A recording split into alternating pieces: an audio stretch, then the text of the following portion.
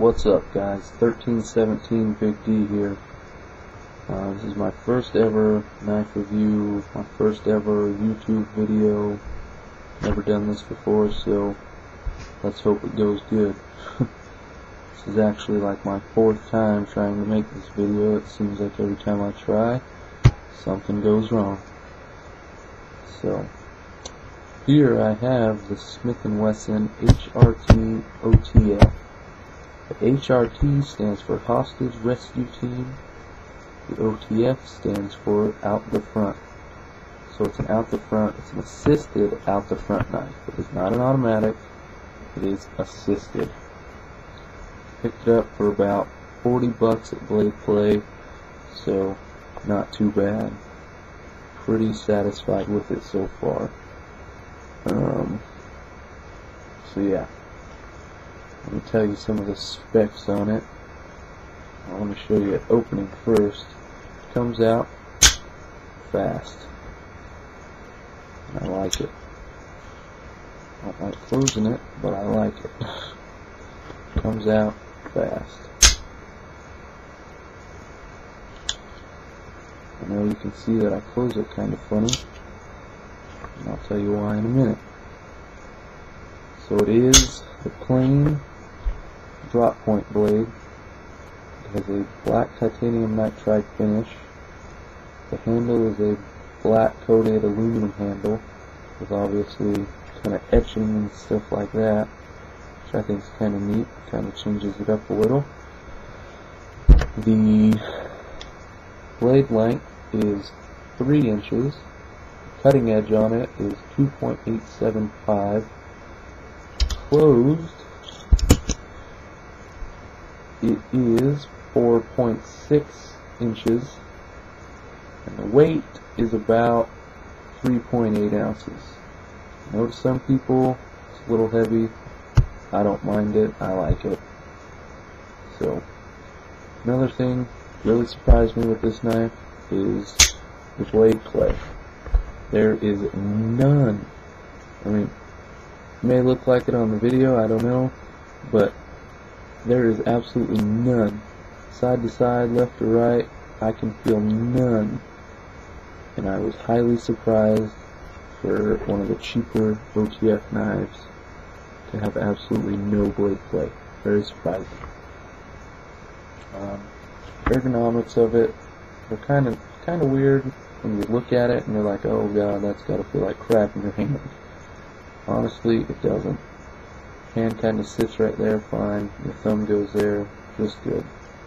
Obviously, you're going to hold it like that or like that, more than likely. If you hold it like that, it feels kind of weird, but like that, it feels good. As you can see, the thumb just kind of sits in that groove, the palm of your hand. Feels pretty good. It does have some jimping on the top, on the outside, and on the outside at the bottom there.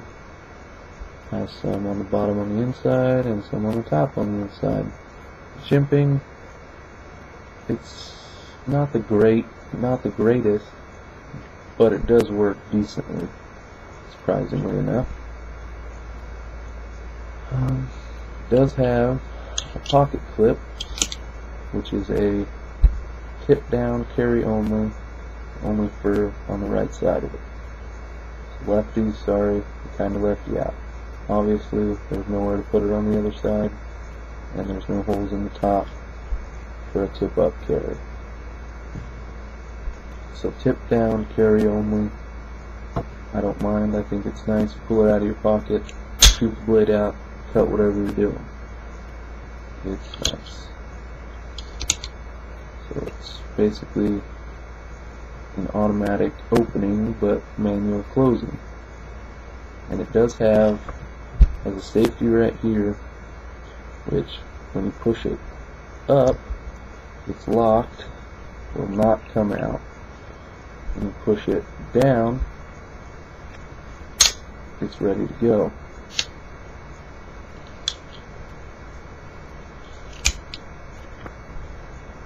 And the locks are very solid. I mean, I've been playing with this all day, and I've been playing with the locks, and I lock it and I push it as hard as I can. I can't get nothing out of it. so they're pretty good, solid locks. Has a lanyard hole. Probably fit some paracord through there, I don't know. I'm not into the whole lanyard thing, so it doesn't make a difference to me.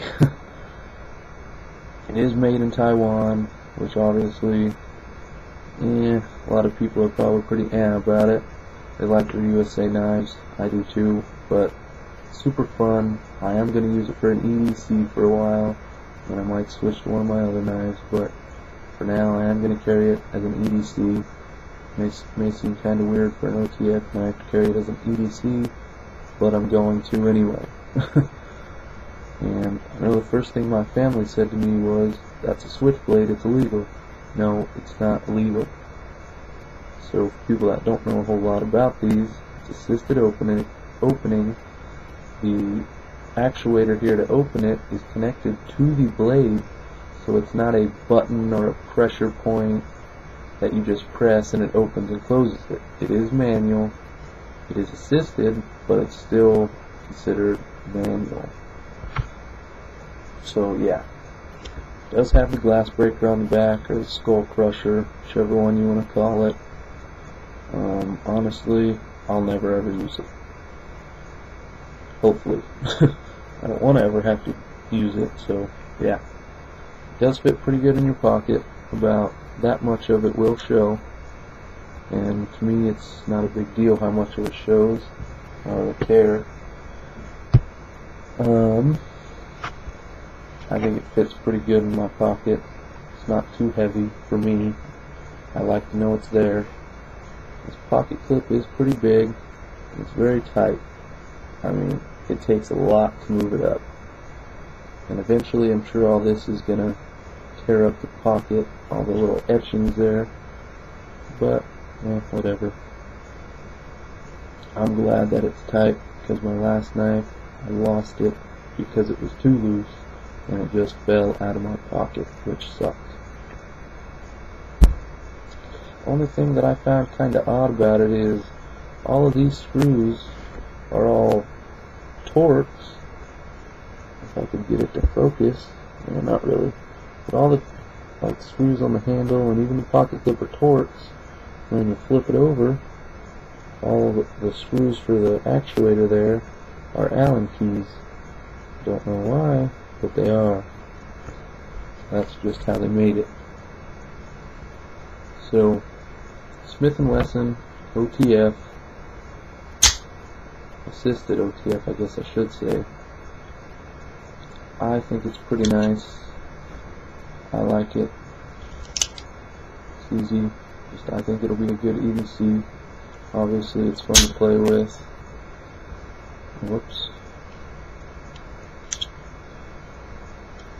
And I know I read some reviews about it, watched the video. Someone actually had these screws pop out on them, go flying. So the first, I don't know, I always do this. The first thing I do when I get a knife, make sure everything's tight. Anything else that you care to do and check. But one thing for sure is I would definitely make sure these are tight. It's just a little Allen key.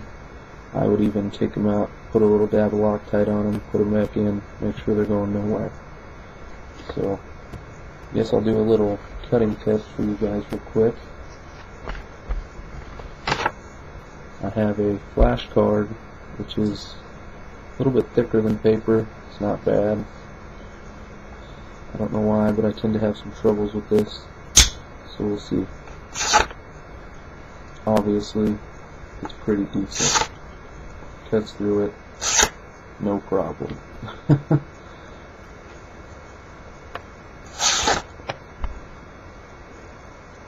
No problem.